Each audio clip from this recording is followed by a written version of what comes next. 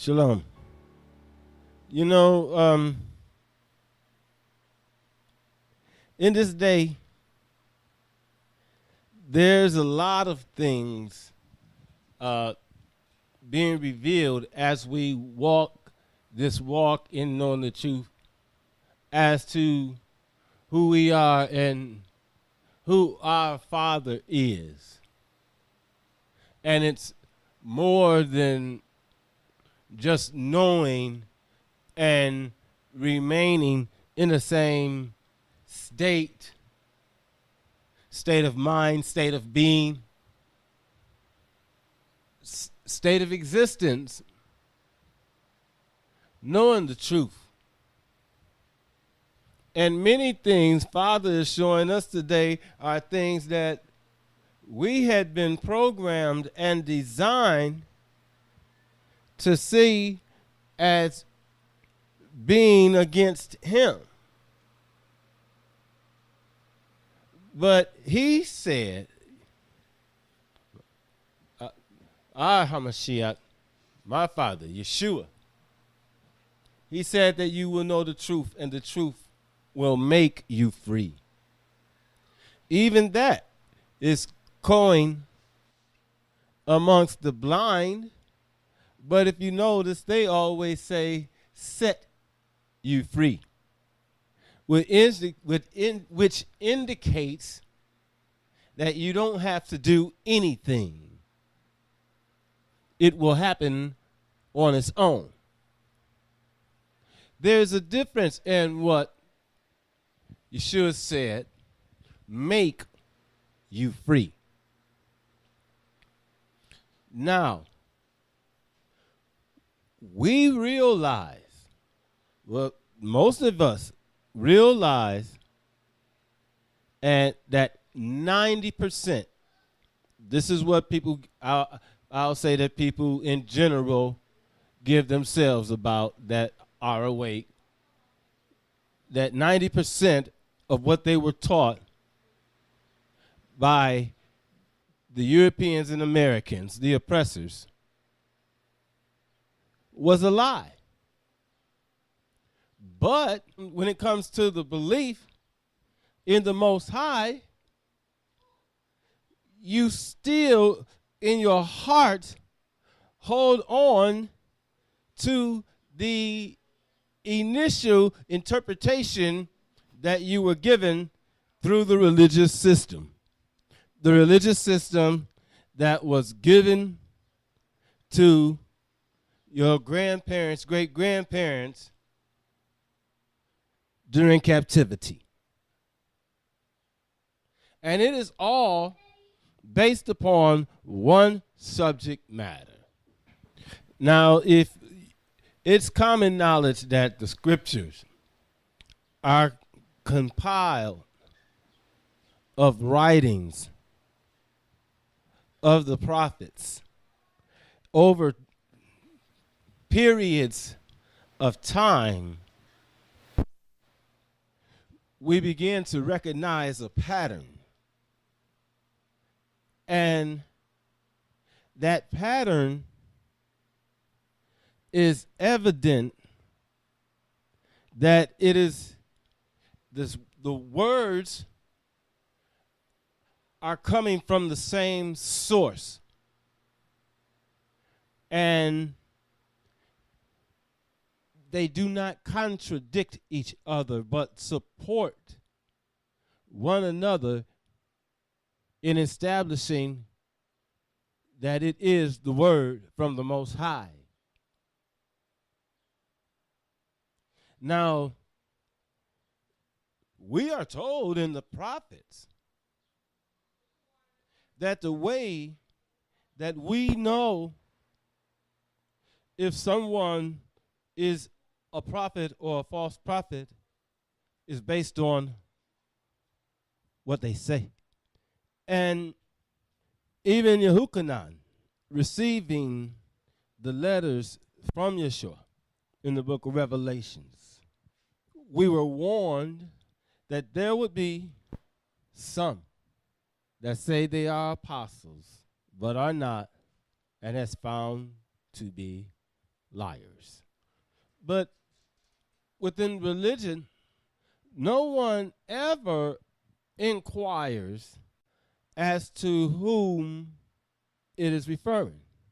The thought does not come to mind at all, nor do people consider if the Messiah said something about it and assume that the subject never arose.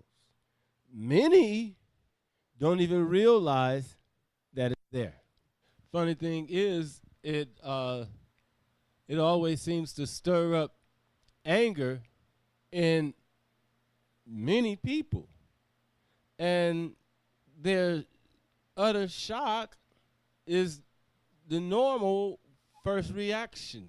That's because it's the largest stumbling block known to us, and that stumbling block is anti-Mashiach. Now, through the religious system, you come to look for the Mashiach, the anti-Mashiach, to come in the last day. But if the purpose is to deceive the people of the world, would it make more sense to come at the end of time to carry out this thing? Or would it make more sense to come directly after Hamashiach and deceive for generations? Which one would truly be considered a great deception? One to which the days are shortened, that even the very elect do not be lost in it. So, because you've come to reverence things in your heart and you don't even realize you still reverence these things, the idea that the anti-Mashiach is actually in the book, you accept that sense of loss. But what are you losing?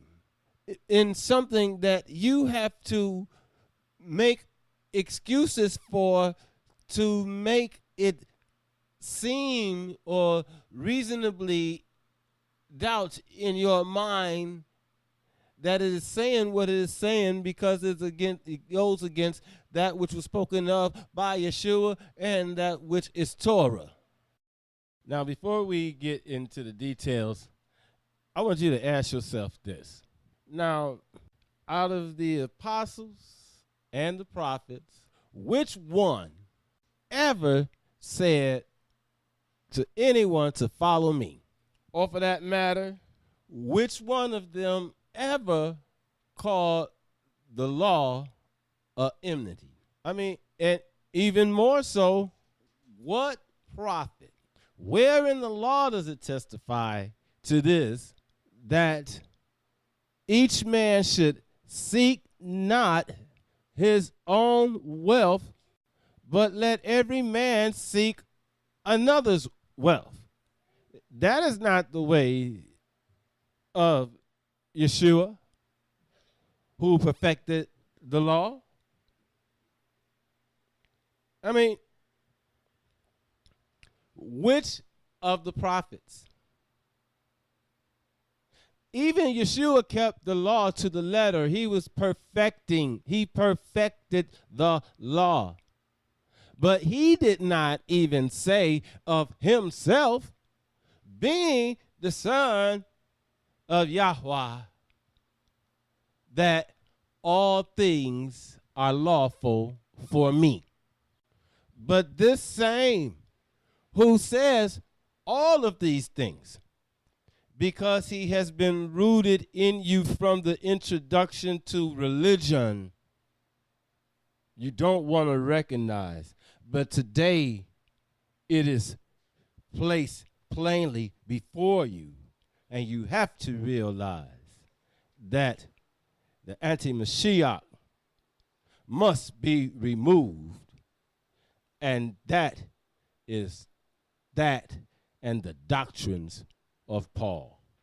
using the scriptures, when we first see this Paul, come on the scene, is in the book that was written by his friend Luke, the book of Acts. Now, it describes him as being a Pharisee of the tribe of Benjamin that was more than likely a descendant of the Sanhedrin, probably even a member himself. And he was a persecutor of the followers of Yeshua HaMashiach. That is established. This was a wicked man. Now, according to Luke and his recording of this, what is said to be conversion that happened on the road to Damascus, Luke has written it in the Acts twice. Now, let's take a look at it. Now, according to Luke and his recording of this, what is said to be conversion that happened on the road to Damascus, Luke has written it in the Acts twice. Now, let's take a look at it. Now, if you've done some back reading, which I'm sure most have, especially as when in regards to the book of Acts, you know that Saul comes on the scene in chapter 8, and he's actually putting believers in Yeshua HaMashiach to death. He's seeking them out. He's destroying them. But the conversion, now remember, Acts is written by Luke, as I mentioned previously. Now, the conversion is in this book of Acts twice. The first time being right after he comes on the scene in chapter 9. And I'm sure you remember it's famous being called the road to Damascus. You know, he says that he was on the road to Damascus and he was supposed to have a visitation by the Messiah. And Luke describes it as this. Let's take a look. Let's notice verse 7. But I'll start reading at verse 6. He says, and trembling and astonished said, Lord, he's saying that he said to the Messiah, Lord, what wilt thou have me to do?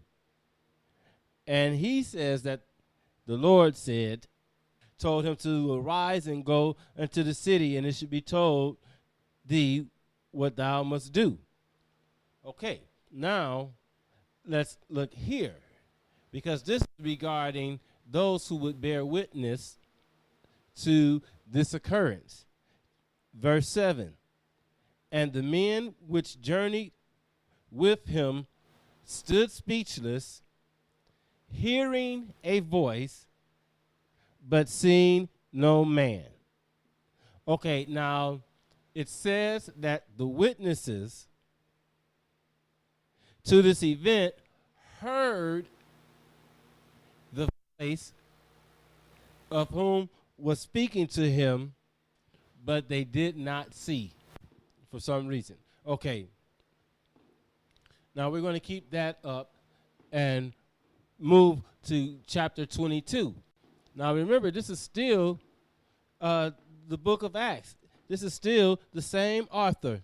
It's not a one of the authors got mixed up or anything like that. This is the same person that wrote both of these chapters in its same book. Now, this is the second occasion in the book of Acts where his conversion is brought up. And now chapter 22 begins with him addressing the council in regards to bearing witness to this conversion.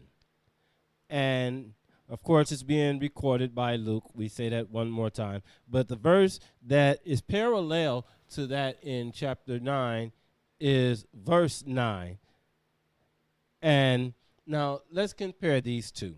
It says, "And they that were with me saw indeed the light and were afraid, but they heard not the voice of him that spake to me."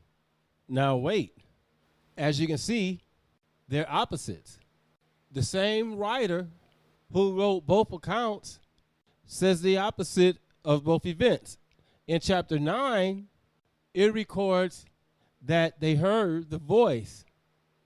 And in 22, it says that they did not. And this conversion gets even deeper. Now, let's take a look at Acts chapter 5. It begins speaking about a certain man named Ananias, and it goes on to speak of him and his wife. And at that time, the way that Luke has it written, apparently they were selling all that they had and putting it all together and establishing a base somewhere. Well, anyway, it said that Ananias, both Ananias and his wife, put a little something in their pocket and didn't bring all of the profits from it to Peter. And I'm going to read it I'm going to read it verse 3. It says, "But Peter said to Ananias, Why has Satan filled thy heart to lie unto the Holy Spirit and to keep back part of the price of the land? While this remained, it was not thine own, and after it was sold, it was not in thine own power? Why hast thou conceived the thing in thy heart?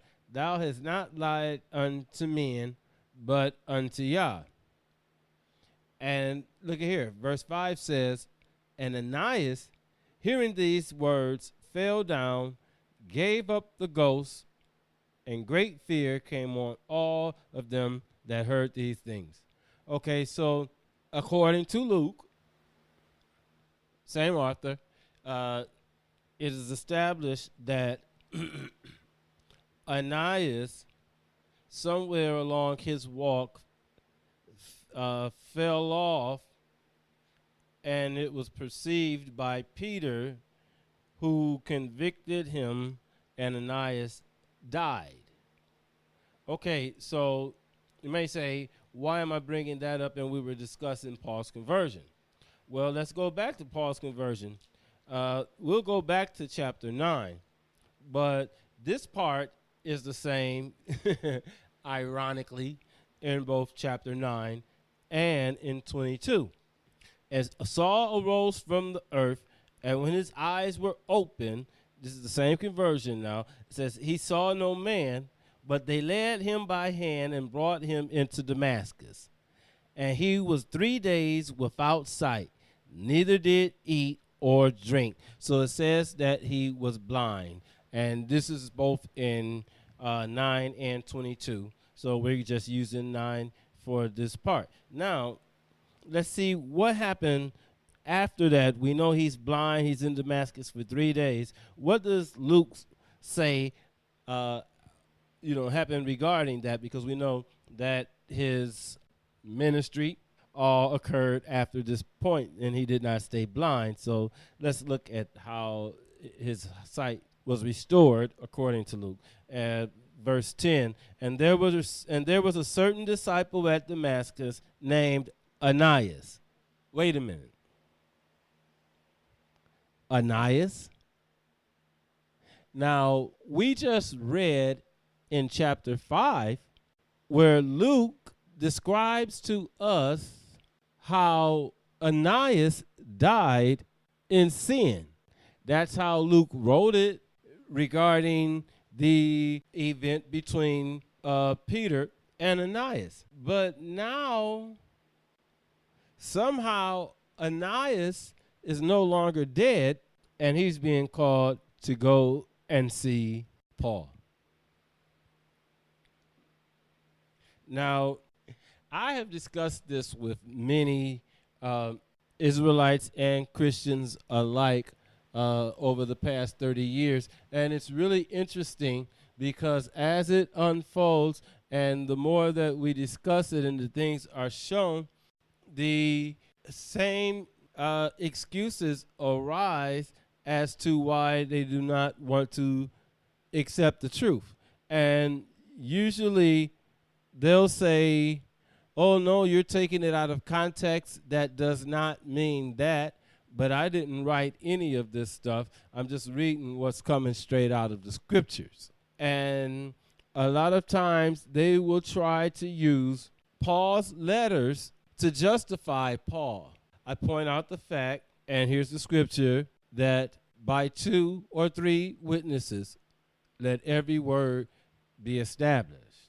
Now, outside of those who served Paul, there isn't anyone that bears witness of his testimony, his walk being of the Most High. Now, we've seen quite a few examples, and as you read his letters with an open eye, you see they are consistently through the entirety of his letters that they contradict the law, the prophets, and the words of Yeshua. Yeshua came to fulfill the law, and nothing that he said contradicted or changed that which was written in the Torah of Moshe or in all of the law. Not at all. In fact, Yehukanan, for the Christians, I'm talking about John, and Yehuda, Jude, and Yamis, James, they all testified that we must keep the law. In fact, it's emphasized by Yehukanan, John, in the book of Revelations that whosoever keeps not the law and the commandments shall in no way enter into the city. And when you read the chapter, you see the city that it's talking about is New Jerusalem. So you Christians, it's talking about what you think is heaven. And Israelites, you know what I'm talking about. Shalom. Now, we have seen how,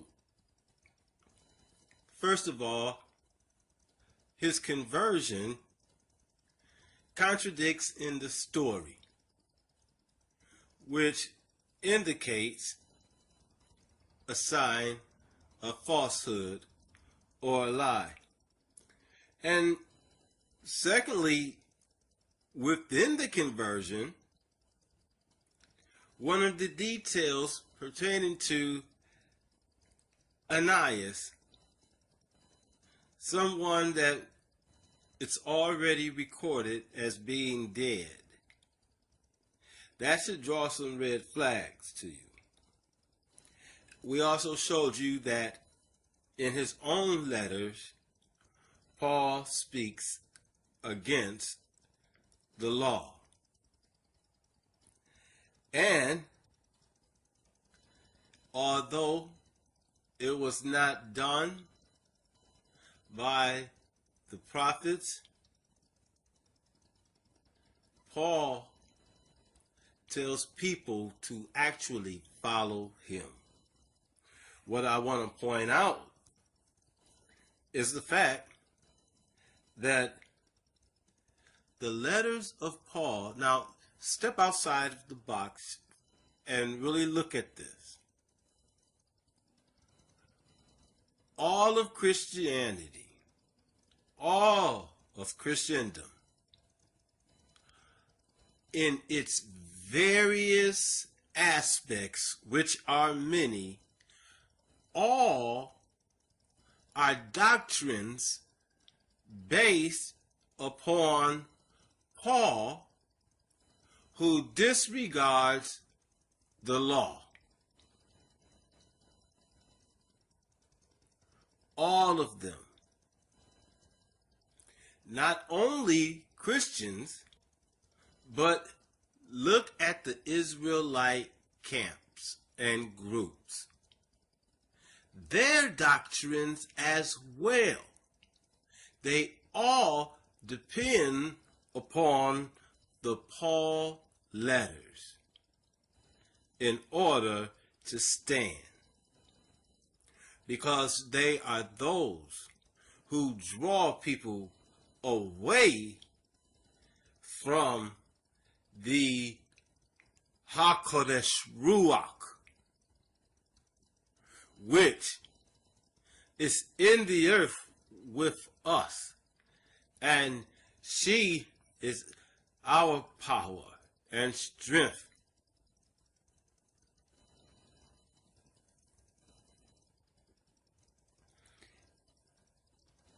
If we look at it, it is the deception that has been placed into the Bible by adding the writings of Paul and his letters that has created and acted out the anti-Mashiach, whom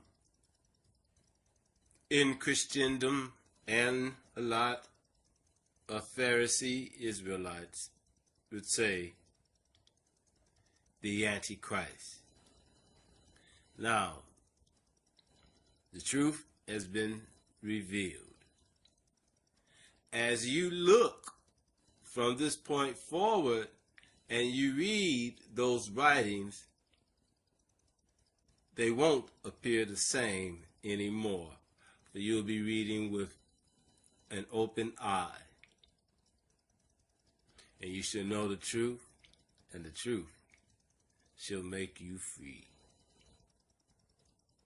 Selah, Shalom.